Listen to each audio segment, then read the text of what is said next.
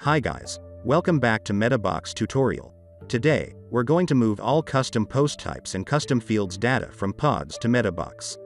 You can see that I'm having a post type named project created by pods. I also have two custom fields for this post type.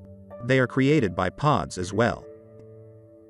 In each post, I have data in these fields like this.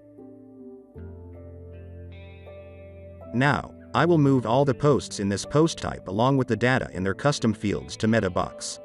So now, copy the slug of the post type and copy the IDs of the custom fields. We will use it in the next step. To move these data to Metabox, you must deactivate or remove pods first. Then, the project post type on the admin menu will disappear. Next, activate Metabox Framework plugin and Metabox AIO. A new menu of Metabox will be here. Go to Extensions and you will see that every feature is already activated. You can deactivate some unneeded features. But make sure that the MB Custom Post Types and Custom Taxonomies extension is activated. We need this one to create custom post types. By the way, I choose Metabox Builder in addition to having a UI to visually show you how I create the custom fields. Now, let's create a new custom post type with Metabox. Fill in the information. Please note that this slug must be the same as the slug of the project post type in pods that we got in the first step. Your post type will appear in the admin menu.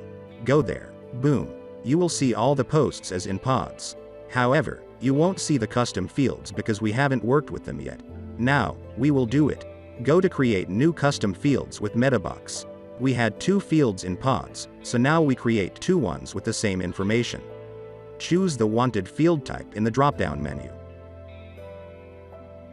Remember to fill in the same ID that they were in pods. Finally, go to Settings and choose the location to post type, then choose Project. Okay. Now back to a post in the project post type to check. It shows all the custom field data here, exactly as in pods. Now let's check another one.